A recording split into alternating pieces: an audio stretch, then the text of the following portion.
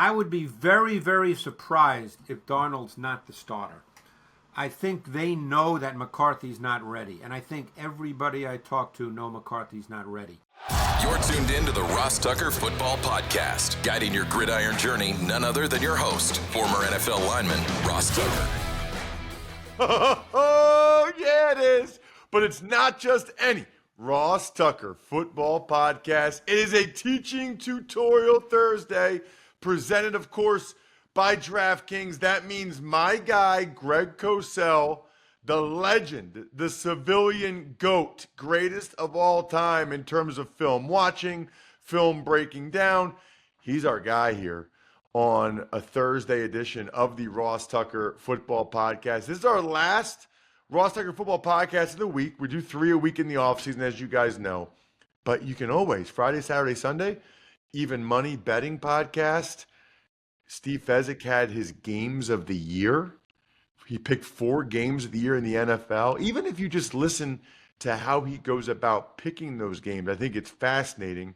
Fantasy Feast with Joe Dolan and Tom Brawley was excellent yesterday. Not only did we give out 3 entries into our DraftKings Best Ball draft, but Tom is all over all of these spring reports. So any injury news, guys coming back from injury, anything that has to do with depth chart, there's some depth chart things out there that would surprise you this spring. And then Emery always crushing it with the College Draft Podcast as we're wrapping up our series there, breaking down every pick and his top undrafted free agent for every team. Let's dive into it. Don't want to wait anymore for Greg Cosell. It's Big Show time. The Big Show. Okay, Greg, I don't know that I've ever done this before, but I'm going to ask you about a baseball player before we get into the NFC North, because I know, you're a little older than me and you've been doing this a long time, so I know you followed baseball back in the day. I know you were a pretty good baseball player and basketball player. Willie Mays passed away this week. Yeah. And I feel like he's a transcendent enough athlete and that you have a good enough perspective that I just kind of want to hear your thoughts and memories or anything about Willie Mays. Say hey kid. He was my favorite baseball player of all time. And I'll tell you a very quick story. So I'm 5 years old. I grew up in Queens in New York. So the New York Mets, for their first 2 years, they came into baseball in 1962. For their first 2 years, they played at the Polo Grounds, okay? Very famous venue. So in 1962, I'm 5 years old. I love Willie Mays because I grew up a baseball guy. I made my dad take me to the Polo Grounds when the Giants came in just to see Willie Mays. And because I was 5, of course, I said to my dad after like 4 innings, okay, we can go home now. But I made him take me just to see Willie Mays. He was my favorite player ever. And, he was 93, so he wasn't going to live forever. But I was kind of saddened when I heard about it. It brought back a lot of memories. I knew he was really good, Greg, but sometimes you don't really look at a guy's stats or whatever, or his career.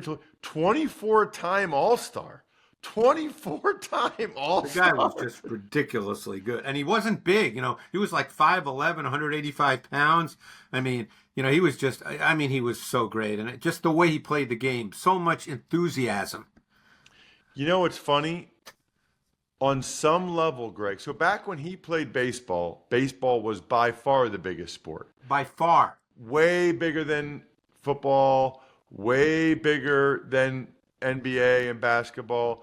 I guess I wonder if a guy like Willie Mays would play baseball in this era, like a really talented athlete like that. Would he play baseball, or would he try to be a point guard in the NBA or a DB in the NFL? Because just watching him run around, he was an athlete. Well, you're right about that. In the 60s, the 2 biggest sports in America were baseball and boxing. And horse racing, right? Yeah, I wasn't into that, but you could be right. It's unreal. All right, the other guy I wanted to ask you about, since he was in the news since last week's episode, T. Higgins signed his franchise tender with the Cincinnati Bengals, which means he'll be there on their team this year. He'll be there in training camp. We talked about this on Monday with Jason Fitzgerald from overthecap.com. I'm not entirely sure why he signed it already, but he did. Um, where's he at, Greg, when you think about the elite receivers? What is T. Higgins? Because obviously the Bengals feel like he's a valuable part of what they're trying to do this year, but it sounds like there's a decent chance, he might go elsewhere after this year. Well, I could quote the Airplane movie when you said, "What is T. Higgins?" and I could say he's a wide receiver for the Bengals. But um, he's not in the group of the top 5 or 6 in the league, but he's a very good receiver. He's big, he's physical, he can run a bit. I mean, it was just a couple of years ago when he had the great year, and then injuries hit that. Some were starting to think that maybe he was in sort of that upper tier. You're certainly not going to compare him to Jefferson Chase, Devontae Adams, Tyreek Hill, the A.J. Browns. He's probably not, he's not in that category. Not probably, he's not in that category. But he's, at his best, probably in the next category. Again, I don't get into the money. I don't know why he signed, why he didn't sign. But a healthy T. Higgins is a really good receiver. He's 6'3", 216 pounds. He's a big man who moves well. Speaking of really good receivers, as we transition to the NFC North with our series previewing every division before training camp, the Bears, don't look now, they've got some really good receivers. I mean, feels like that's been an issue with them for years, and now you're looking at DJ Moore and Keenan Allen and Rome Odunze. Yeah. No, and all of a sudden, I mean, this is a team now, all of a sudden, that has a really good skilled group. Odunze's a rookie, but I expect he'll be a good player. He's a certain kind of player, and I think that he fits. Moore's pretty complete. And Keenan Allen, we know what he is. I mean, he's a slot receiver. He's a movement receiver. He runs great routes, short to intermediate. He's a quarterback's best friend on third down. They still have a solid tight end, too, in Cole Kmet.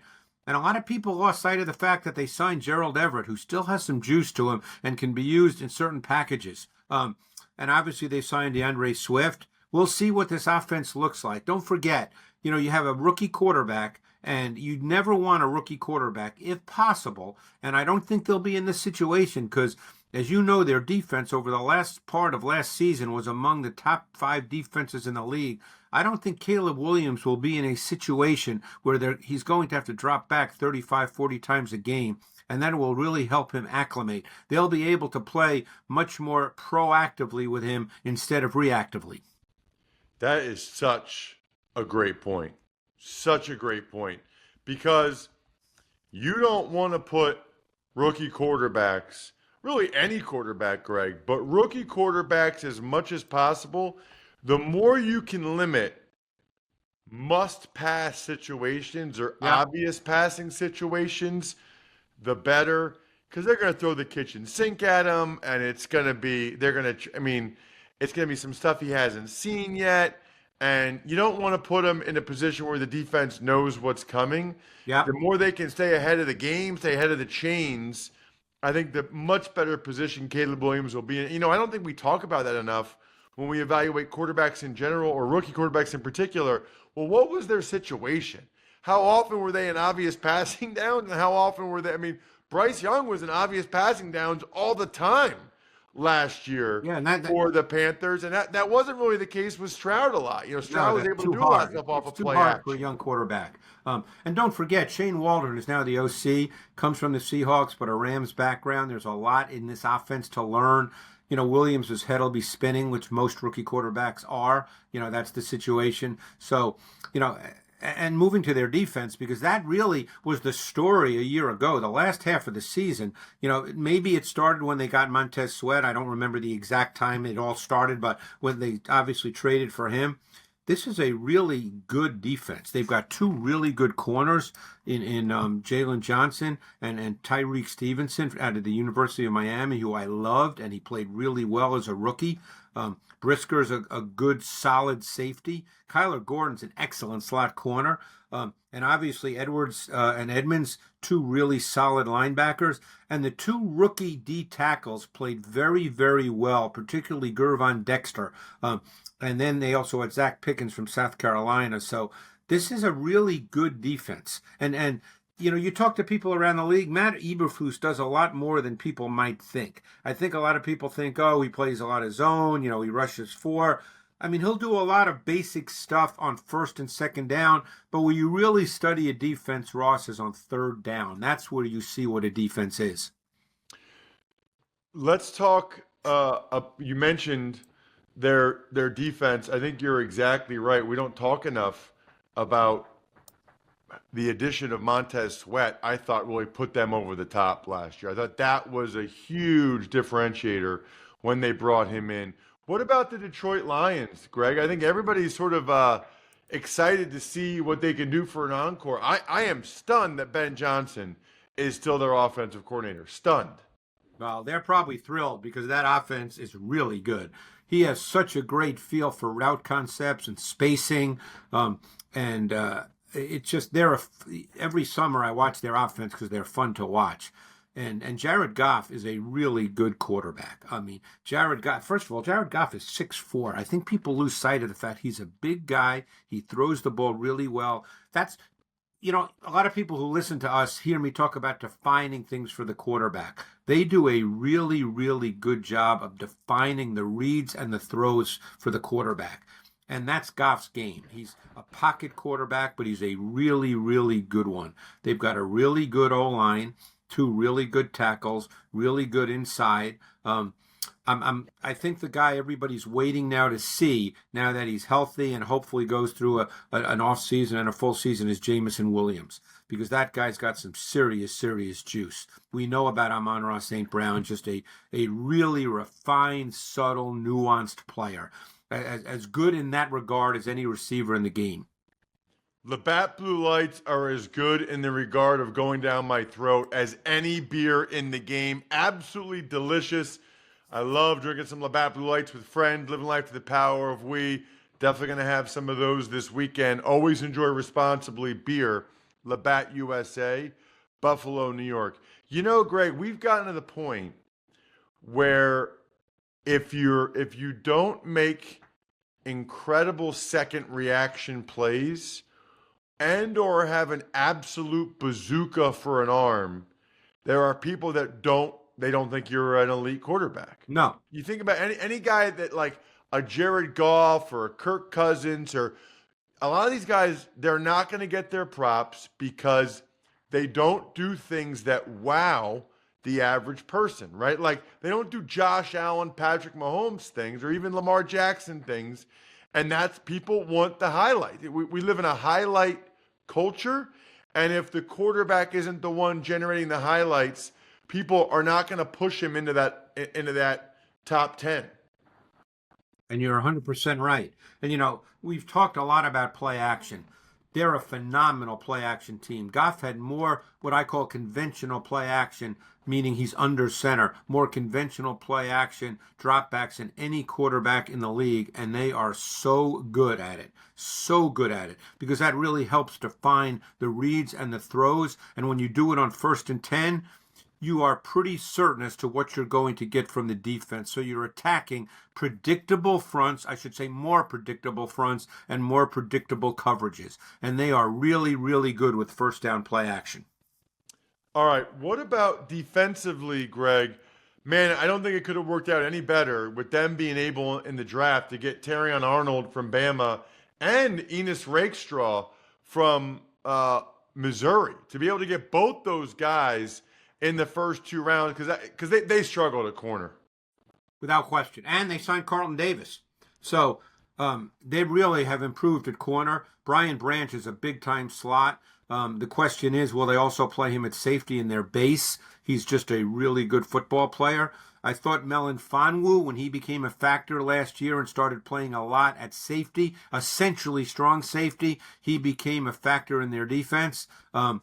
It's a really good defense. I think Aiden Hutchinson, we've seen what he is. Jack Campbell was really good last year as a rookie linebacker. Your buddy Anzalone, he's just one of those really solid every down linebackers who seems to be getting better with age. Let's move on to the Green Bay Packers. Speaking of age, Greg, they're so young. They're so young. And it's interesting in this era where everybody is trying to get these elite receivers, the Packers just keep drafting guys, and they're good. I mean, how about the rookie year that Jaden Reed and Dontavian Yeah. Wicks had last year. And Watson was banged up. I mean, and then they had the two rookie tight ends. I mean, I've never seen that before. Two rookie tight ends, two rookie receivers, and I think they're all good. Well, I'm so glad you mentioned Reed and Wicks because I spent a lot of time this week actually watching Jordan Love, who I thought improved so much as the year progressed. But the point I wanted to make about Reed and Wicks is Reed is I think those are the two receivers that stood out the most to me. They really started to expand Reed as the season progressed. He became a motion receiver for them as well as a slot receiver.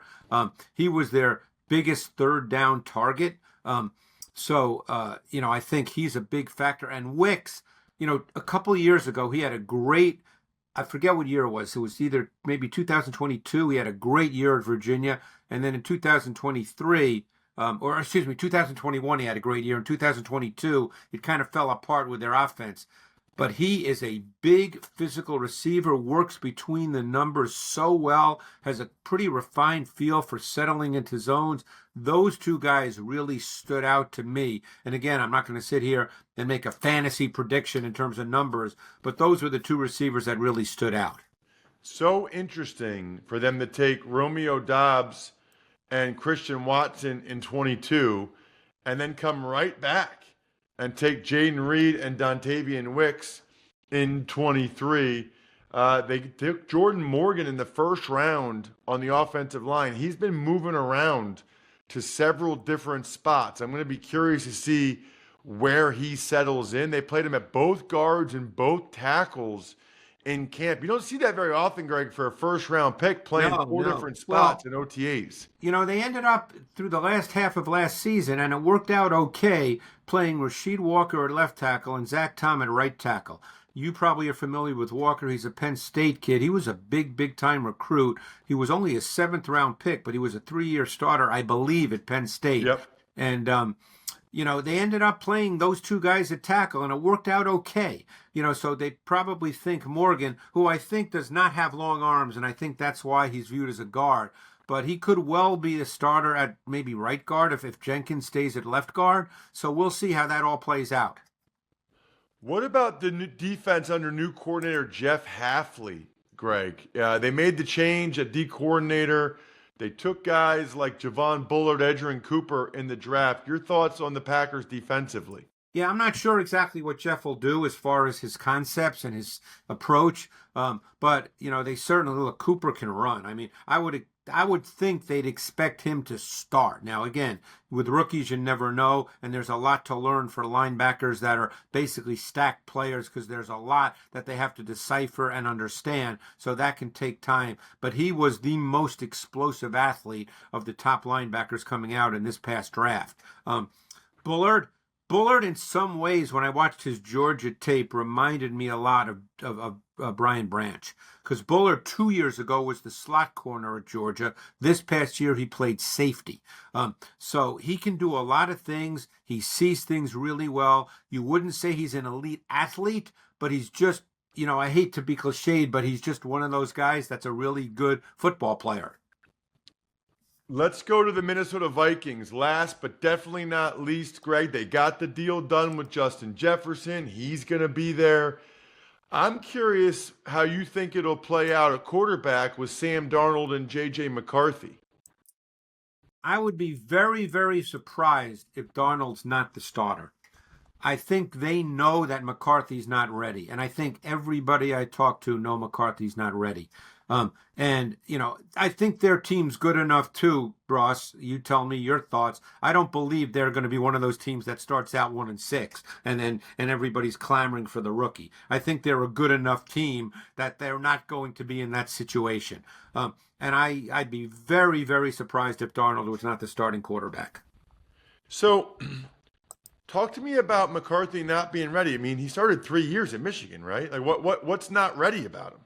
Well, he's got a lot of work to do with his mechanics. He sort of had to work on his drop, his set. There's a lot to work on fundamentally and mechanically. He's a guy that actually has a strong arm, but doesn't play as if he has a strong arm because there's so many issues that have to be cleaned up.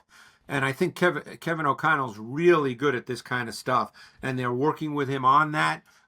Again, everything is always looks good when you're not playing in games and there's no pass rush there, and the pocket gets squeezed. But he has a lot to work on so he can play to what his traits are. He worked very hard to throw the ball when he was in Michigan, and there's issues that need to really be cleaned up. That is interesting. Some people think you can, some people think you can't, right? Never remains to be seen. We don't, look, I can tell you right now, there were a lot of people that thought that gave him a third round grade. So I can tell you that for a fact. Wow. What about defensively for the Vikings? Oh, they're so much fun. Brian Flores last year, I mean, that defense is so much fun to watch. They essentially are a big nickel defense. Josh Metellus played something like 98% of their snaps. A fascinating thing they did last year, Ross, they had the most three-man pass rushes in the league and the most six-man pass rushes in the league. So they're a really difficult defense tactically to play against if they can get you in situations that are must pass. That's where they really, really are good and difficult to play against. I love that. You know what? Because the more you do stuff like that, people aren't used to it. If you're doing the most of anything in the league, people don't see it as much. So it puts you in a really, really good spot. Greg, you're awesome. Fantastic stuff, especially there at the end on Darnold and the defense. Everything you said about the Vikings in particular was amazing. Really appreciate the time. Next week, NFC South. Thank you, Greg. Thanks, Ross. Appreciate it. Tux Takes.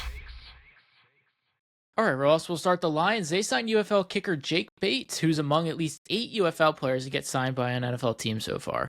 I think it might even be more than that now because it was yesterday or the day before that the UFL was touting that 8 guys had been signed.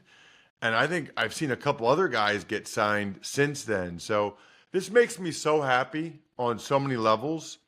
First of all, I love that more guys are getting a chance to play professional football. I think it's like 50 grand, and they get a chance in the spring to continue to play the game they love and get money to do it.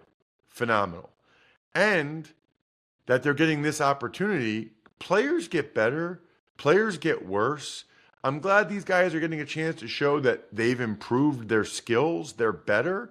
And maybe they can make an NFL team or even just a practice squad. Practice squad's a lot of money now, man. Like, that would be huge for those guys. I love it. And then meanwhile, Chiefs defensive lineman Xavier Buggs, he was arrested for a second time this offseason. Yeah, I don't love this. I don't know what's going on with this guy. I'm not sure what's going on with the Chiefs. Do they now have multiple guys that have been arrested multiple times this offseason? Was Rashee Rice twice? Or was 2 different incidents with Rashee Rice, now 2 different incidents with Xavier Buggs? I mean, I'm like amazed to be an NFL player. Didn't get in trouble at all. But they get in trouble the second time. It's like, dude, you're lucky they didn't get rid of you right away. Then you're going to do something else that gets you in trouble? It's not good. And then we also have an email question here. This is from Scott Poth. He says, I've always been fascinated by the NFL snap count. He's asked if you could explain it. Is it the quarterback sound or is it timing? Can you explain it like a layman to me? I'll be listening for your answer. Thanks. It's a really good question. That's from Scott Poth. By the way, I love doing email questions, so please take advantage of any of the sponsors you ever hear on the show or over at rosstucker.com, or just rate and review the show. Any question you've ever wanted to ask an NFL player, I will answer it. And hopefully we'll get to a bunch here in late June, July. There's not as much NFL news. We do have good guests. I thought Teron Armstead was awesome yesterday. Greg's obviously the GOAT, but we should be able to get to more of these. I would say it changes based on the team, Sam. It's funny because high school was like 128, right? It's funny. I remember I don't remember the college snap count at all. I'm trying to remember like NFL a little bit. I will say this: teams have like usually it's just a rhythmic thing, and it's like blue 80, hut. So if a quarterback comes up to the line and says he says in the huddle it's on first sound, he'll come up and he'll just go hut, and we're gone. That's first sound. If it's on 1, it's blue 80, blue 80. It's a hut. If it's on 2, it's blue 80, blue 80. It's a hut. So you got to change it up, because if you don't change it up, the D lineman will kill you. That is your advantage, is switching up. It's mainly just first sound on 1, on 2, but there's different varieties we can get to. Maybe I'll talk about that a little bit next week. Good question, Sam. I love it. I think we're done here. Thanks for tuning in to the Ross Podcast. Make sure to also check out Even Money, Fantasy Feast, and College Draft, all on the DraftKings Network on Samsung TV Plus, YouTube, or subscribe to the podcast on your favorite platform. But I'm never done talking about myfrontpagestory.com. You guys know how I feel. I love love. I love telling people how you feel about them. Life's too short. Myfrontpagestory.com, the best way to do this. Also a fan of BackOfficeScheduler.com, HumanHeadNYC.com, Sporticulture, Pizza Boy Brewing, delicious.